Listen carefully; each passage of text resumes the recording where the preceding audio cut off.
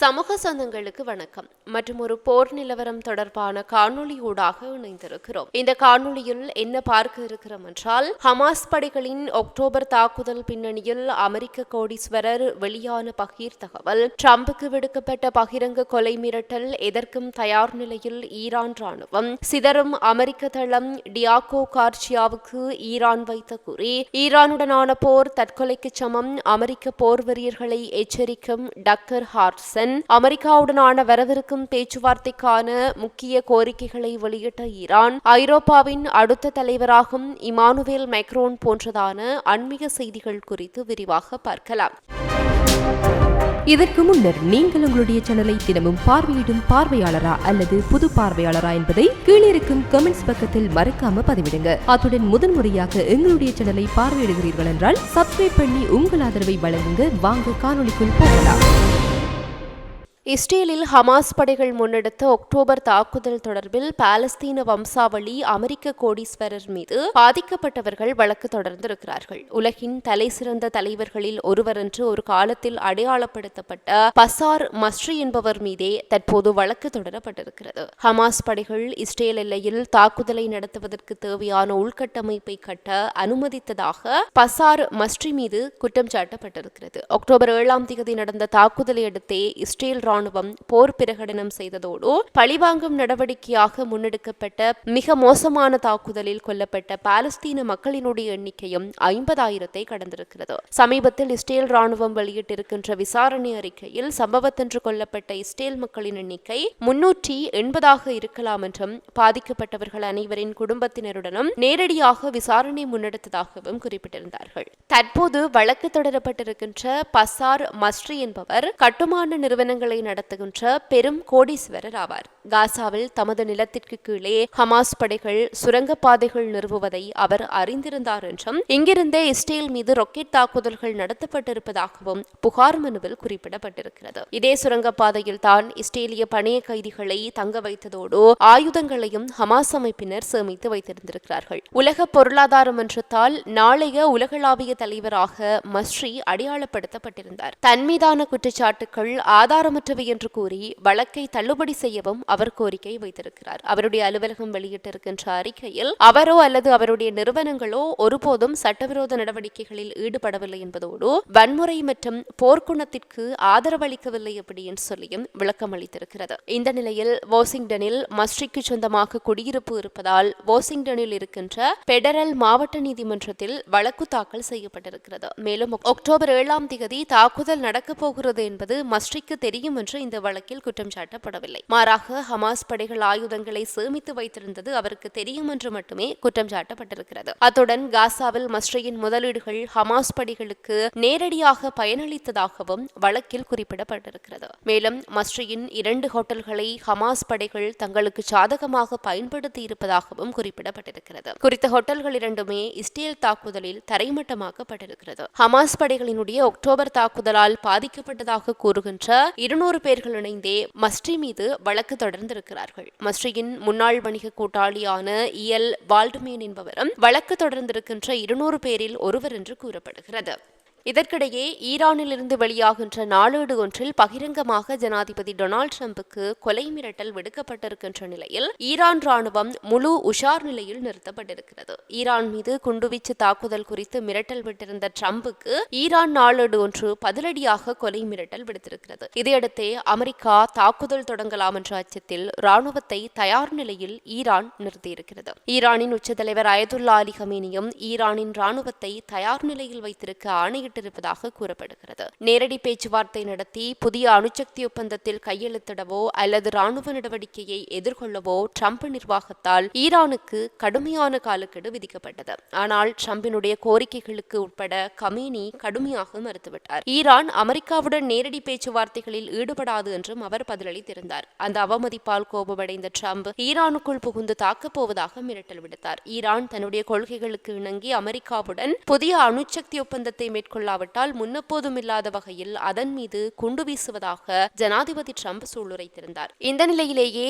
Iran நாட்டின் மிக பிரபலமான ஹெய்கான் நாளேட்டில் ஜனாதிபதி ட்ரம்ப் மீது கொலை மிரட்டல் விடுக்கப்பட்டிருக்கிறது. மேலும் ஈரானிய தளபதி ஹாசிம் சுலைமானியின் படுகொலைக்கு அமெரிக்காவை பழிவாங்க வேண்டும் என்றும் அந்த நாளேட்டில் கோரிக்கை விடுக்கப்பட்டிருக்கிறது. இதனிடையே ஈரான் தன்னை படுகொலை செய்தால் அந்த நாட்டை முற்றிலுமாக அழித்து விடுமாறு ஜனாதிபதி ட்ரம்ப் தம்முடைய குழுவிற்கு கடுமையான அறிவுறுத்தல்களை வழங்கியிருப்பதாகவும் தகவல்கள் முன்னர் கசிந்திருந்தது. கடந்த நவம்பர் மாதம் படுகொலை முயற்சியொன்றில் ஜனாதிபதி ட்ரம்பை கொலை செய்ய சதி செய்ததாக ஈரானிய முகவர் ஒருவர் மீது குற்றம் சாட்டப்பட்ட சம்பவம் உலகத்தையே உலுக்கியது. ஏற்கனவே ட்ரம்ப் மற்றும் பிற அமெரிக்க நிர்வாக அதிகாரிகளுக்கு எதிரான ஈரானிய அச்சுறுத்தல்களை பெடரல் அதிகாரிகள் பல ஆண்டுகளாக கண்காணித்து வருகின்ற நிலையில் ட்ரம்புக்கு வெளிப்படையான கொலை மிரட்டல் ஈரானிலிருந்து வந்திருப்பது பரபரப்பை ஏற்படுத்தியிருக்கிறது.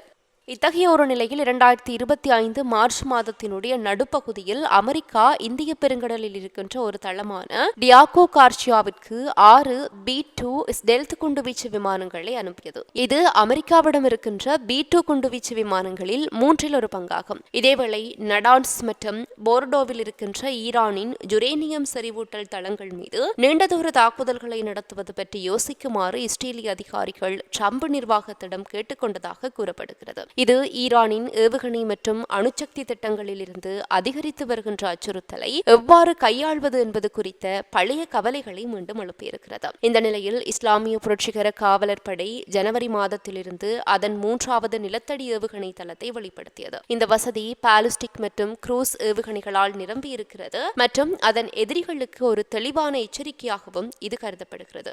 IRGC விமானப்படை தளபதி பிரிகேடியர் ஜெனரல் அமீர் அலி ஹாஜி சாதே கூறுகையில், இந்த பகுதியில் இருக்கின்ற அமெரிக்க தளங்கள் ஒரு கண்ணாடி வீடு போன்றவை. அதாவது அவற்றை குறிவைப்பது மிகவும் எளிது, அதே நேரம் அவை நன்கு பாதுகாக்கப்படவில்லை என்றும் தெரிவித்திருக்கிறார். தெஹ்ரான் டைம்ஸ் செய்தி வெளியிட்டிருக்கின்றபடி ஈரானினுடைய நிலத்தடி ஏவுகணை படைகள் மிகுந்த எச்சரிக்கையுடன் இருக்கின்றன. அவற்றின் ஏவுகணைகள் எந்த நேரத்திலும் தாக்குதலை நடத்துவதற்கு தயாராக இருப்பதாகவும் கூறப்படுகிறது. அப்படியிருந்தும் ஈரானிலிருந்து நேரடியாக டியாகோ கார்சியாவை தாக்குவது தொழில்நுட்ப ரீதியாகவும் மூலோபாய ரீதியாகவும் மிகவும் கடினம் என்றே சொல்லப்படுகிறது. இந்த தீவு ஈரானினுடைய தெற்கு கடற்கரையில் இருந்து சுமார் 3700 கிலோமீட்டர் தொலைவில் இருக்கிறது. இது ஈரானினுடைய நடுத்தர தூர பாலிஸ்டிக் ஏவுகணைகளின் 2000 கிலோமீட்டர் தூரத்தை விட மிக அதிகம். ஹெய்பார் செஹானில் உள்ளதைப் போல இலகுவான போர் முனைகளை பயன்படுத்தி அதன் ஏவுகணை வரம்பை அதிகரிக்க ஈரான் முயற்சி செய்யலாம். ஆனால் அவை இவ்வளவு நீண்ட தூரத்தில் சிறப்பாக செயல்படுகின்றன என்பதை காட்டுகின்ற எந்த நிரூபிக்கப்பட்ட சோதனைகளும் இதுவரைக்கும் மேற்கொள்ளப்படவில்லை. மேலும் அத்தகைய தாக்குதல் நடத்தப்பட்டாலுமே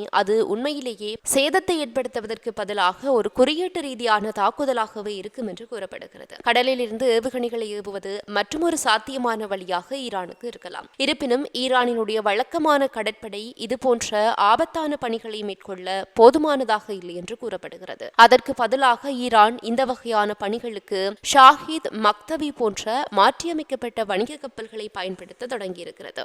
இந்த கப்பல்கள் கொள்கலன் அடிப்படையிலான அமைப்புகளை பயன்படுத்தி ரகசியமாக ட்ரோன்கள் மற்றும் கப்பல் ஏவுகணைகளை ஏவ முடியும். இது ஈரானுக்கு மறைமுகமாக தாக்கும் வழியை வழங்குகிறது. ஷாஹித் மக்தவி 2024 ஆண்டின் நடுப்பகுதியில் டியாகோ கார்சியாவிற்கு 800 மைல்கள் அருகில் வந்ததாக தகவல்கள் வெளியாகியிருக்கின்றமையும் குறிப்பிடத்தக்கது. இதற்கிடையே முன்னாள் ஃபாக்ஸ் நியூஸ் தொகுப்பாளரான டக்கர் ஹார்லசன் ஈரானுடனான போர் தற்கொலைக்கு சமம் அப்படின்னு சொல்லி ஒரு எச்சரிக்கையை விடுத்திருக்கிறார். செவ்வாய்க்கிழமையன்று எக்ஸ் பக்கத்தில் பதிவிட்டிருக்கின்ற அவர், அமெரிக்காவால் அத்தகைய ஒரு போரை எதிர்கொள்ள முடியாது. இதன் விளைவாக ஆயிரக்கணக்கான அமெரிக்கர்கள் இறந்து விடுவார்கள் என்று அவர் எச்சரித்திருக்கிறார். ஈரான் மீதான ராணுவ தாக்குதலில் தற்போது அமெரிக்கா பங்கேற்க முடியாது. தற்பொழுது மிக மோசமான நேரம் இருக்கிறது என்பது தெளிவான ஒரு விடயம். ஈரானுக்கு எதிரான தாக்குதலை தொடர்ந்து வருகின்ற போரில் அமெரிக்கா தோற்பது உறுதி என்றாலும் நாம் எப்போதும் இல்லாத அளவுக்கு நெருக்கமாக இருக்கிறோம். இது தற்கொலைக்கு ஒப்பானது அப்படின்னு சொல்லியும் டக்கர் ஹார்லசன் கூறியிருக்கிறார்.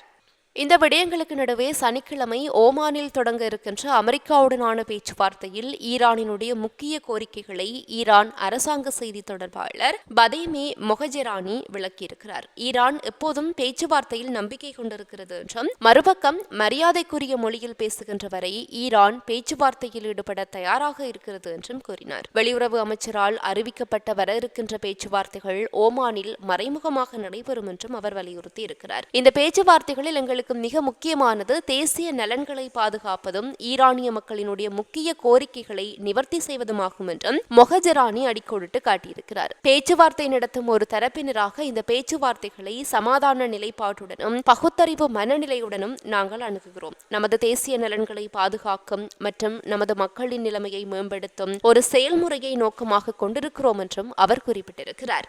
இறுதியாக ஐரோப்பாவின் வலிமையான நாடாக திகழ்ந்தது ஜெர்மனி. அதுவும் ஏஞ்சலா மெர்க்கல் தலைமையில் அரசியல் ரீதியாகவும் பொருளாதார ரீதியாகவும் திகழ்ந்த ஜெர்மனி ஐரோப்பாவின் தலைவராக பார்க்கப்பட்டது. ஆனால் ஏஞ்சலாவுக்கு பின் ஒலாஃப் சோல்ஸ் தலைமையிலான அரசு கடந்து வந்த பாதை ஜெர்மனியில் ஒளியை மங்க செய்துவிட்டது. ஆக ஐரோப்பாவினுடைய அடுத்த தலைவர் யார் என்கின்ற பேச்சுத்தான் தற்பொழுதைக்கு எழுந்திருக்கிறது. அதன்படி சமீப காலமாக பிரான்ஸ் ஜனாதிபதியான இமானுவேல் மெக்ரோன் ஐரோப்பாவினுடைய முக்கிய தலைவராக உயர்ந்து வருகிறார். குறிப்பாக வரி விதிப்புகள் மற்றும் ஐரோப்பாவுக்கு எதிரான நிலைப்பாட்டால் ட்ரம்ப் உலகுக்கே அதிர்ச்சியை உருவாக்கி இருக்கின்ற நிலையில் மெக்ரோன் ஐரோப்பாவினுடைய ஒரு முக்கிய தலைவராக உயர்ந்து வருகிறார். ட்ரம்பினுடைய கருத்துக்களுக்கு எதிராக தைரியமாக கருத்து தெரிவிக்கின்ற மெக்ரோன் பிரான்சின் தலைவராகவும் அதே நேரத்தில் ஐரோப்பாவுக்கான ஒரு தூதுவராகவும் செயல்படுகிறார். உக்ரைன் விவகாரத்தில் குரல் கொடுத்ததோடு தற்போது ட்ரம்பினுடைய வரி விதிப்பு விடயத்திலும் ஐரோப்பாவை முன்னிறுத்த முயற்சித்து வருகிறார் இமானுவேல் மெக்ரோன். சொல்லப்போனால் ரஷ்யா பிரச்சினை உருவாக்கும்